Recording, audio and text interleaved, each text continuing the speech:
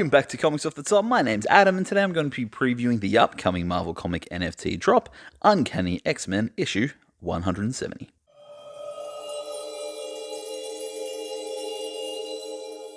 Uncanny X-Men 170 was published in 1983 and was written by the legendary X-Men writer Chris Claremont with art by Paul Smith.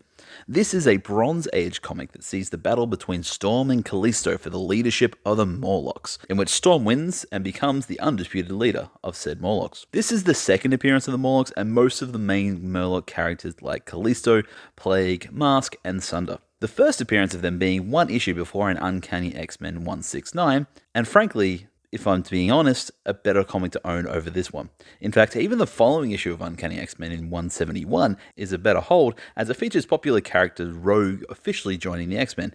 But 170 is the issue we're dropping, so let's talk about that. Uncanny X-Men 170 will be dropping on the Veve app on Saturday, 12th of February at 8 AM Pacific time.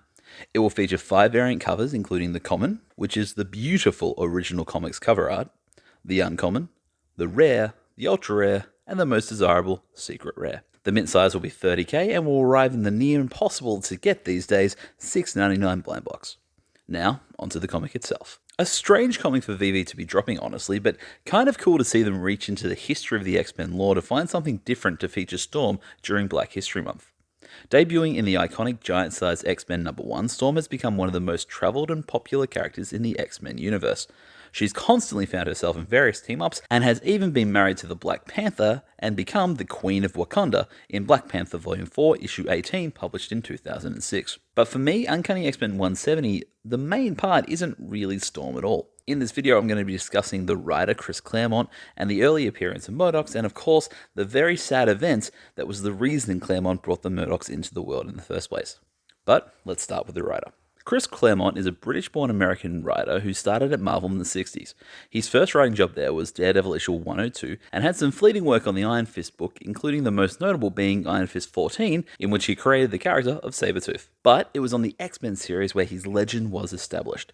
He was hired full-time and was given writing duties on the Uncanny X-Men series. His first issue was number 98, and from there we saw a 16-year-long run on the book starting from 1975 and ending with issue 279, released in 1991. He was working on this book from the mid-70s to the start of the 90s. That is insane. If someone was to say, hey, pick any X-Men story, I would guess probably 9 out of 10 people would say a Claremont story. Mostly because the stories in the X-Men films are more often than not from his books. Legendary stories like the Dark Phoenix Saga or Days of Future Past, Wolverine in Japan, God Loves, Man Kills, and the story we'll be highlighting today, The Mutant Massacre, are just some of those examples. Claremont has a laundry list of iconic characters that he has co-created over the years, a few including, but not limited to, okay, deep breath, Rogue, Kitty Pryde, Emma Frost, Mr. Sinister, Psylocke, Moira McTaggart, Mystique, Pyro, William Stryker, Captain Britain, Sabretooth, Cable, the Phoenix Force, Proteus, Jubilee, Sebastian Shaw, Lady Deathstroke, Warpath, and Gambit. Just to name a few.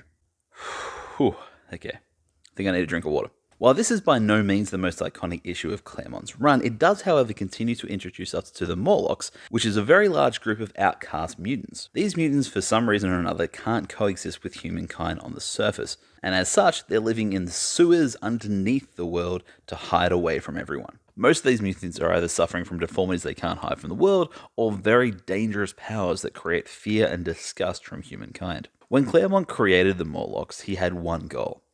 Let's make people feel for these true outcasts. Think about it for a second. Mutants were already outcast of society.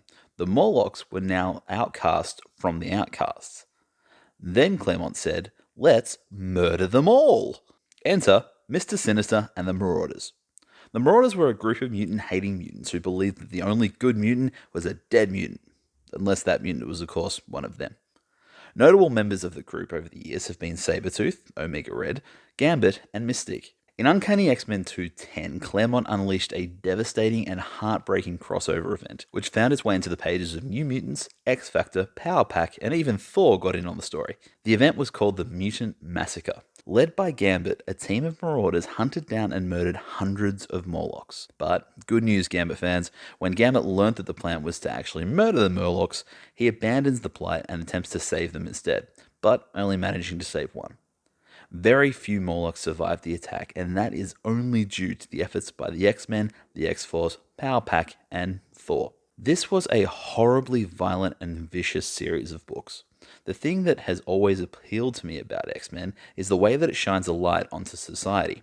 The way that we look and treat outcasts and misfits in the real world. How we approach people that society deems to be different to us.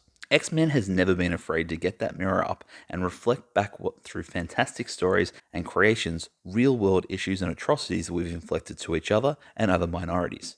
This is why Claremont was so celebrated and got to write the Uncanny X-Men for so long, due to amazing stories like this that brought the real world into the fictional world and asked us, even as a young reader, to challenge the way we look at society and how we deem people who are different to us. Not that this book of Uncanny X-Men 170 necessarily is the comic issue that brings all this to light, but it is part of the overall narrative. After all, it is one of my favorite aspects of comic books, the ability to tell long-form storytelling. Making money and investing in comics is fantastic, but do you know what you should be doing with comics as well? Reading them. Now the big question. Should we care about this book? Well, quite honestly, it's a yes and no situation. If you're a Storm fan, a fan of X-Men lore, a fan of great storytelling, or fan of wonderful art, then yes, care about this book. Read this book. Chase down the other books connected to this book that show the full story of the Morlocks and care for their plight. But if you're looking for that long-term on-at investment on Veve, there are better books out there for you. For example, go stack some Uncanny X-Men 129, which features the FAs of Emma Frost, Kitty Pryde, Sebastian Shaw, and the Hellfire Club, which, by the way, was also written by Claremont. Or Iron Fist 14, featuring the first appearance of Sabretooth, by the way, also written by Claremont. Although, with that being said, I will be grabbing at least one common for cheap, as I want this beautiful cover art to be displayed in my Veve vault one day. That cover art is gorgeous. Paul Smith is such a great, gritty artist. Storm looks like a mutant possessed in that amazing, muddy 80s orange background. Oh, love it. But that's enough from me. What do you think of the book? Put your comments and thoughts down in the comment section of this video. Thank you so much for watching this video. If you enjoy my content, please make sure you like and comment down below if you're new to the channel or you haven't subscribed yet. I'd love to consider maybe hitting that bell icon and the subscribe button to come along with me on my YouTube journey. I've got plenty more comic goodness to come out in the future, so please make sure you're coming along with me week to week. But apart from all that, thank you so much for watching. Please make sure you're staying safe, staying healthy, being amazing, and as always, I will see you in the next one.